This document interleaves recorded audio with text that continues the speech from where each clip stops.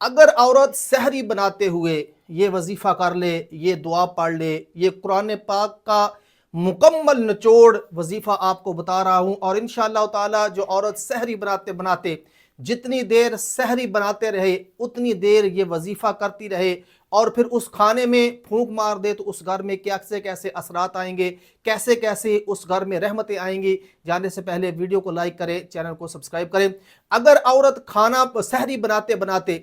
بسم اللہ شریف، صرف بسم اللہ الرحمن الرحیم، یہ پورے قرآن پاک کا نچوڑ ہے بسم اللہ شریف، اور اس سے عظیم اور اعلیٰ وظیفہ نہیں ملے گا آپ کو۔ اتنا عظیم وظیفہ ہے کہ جو بسم اللہ شریف کو اپنے روٹین میں بنا لیتا ہے اس کے گھر میں رحمتوں کا نزول ہوتا ہے، برکتوں کا نزول ہوتا ہے، کاروبار میں برکتیں ہوتی ہیں، گھر میں رحمتیں ہوتی ہیں۔ اور جو عورت سحری بناتے بناتے جتنی دیر بناتی رہے، بسم اللہ شریف پڑھتی رہے، تو وہ کیا ہوگا کہ ایک تو اس گھر میں رحمت ہوگی، اس گھر میں آپس میں محبت بڑھے گی، نفرتیں ختم ہو جائیں گی، کاروبار مال جان میں ترقی ہو جائے گی، اور جو گھریلو پریشانیاں ہیں، گھریلو جھگڑے ہیں، بیماریاں ہیں، جو آدمی وہ سحری کھائے گا بیمار ہے اللہ پاک اس کو شفا دے دے گا۔ گھر میں نفرت رہتی ہے، آپس میں محبتیں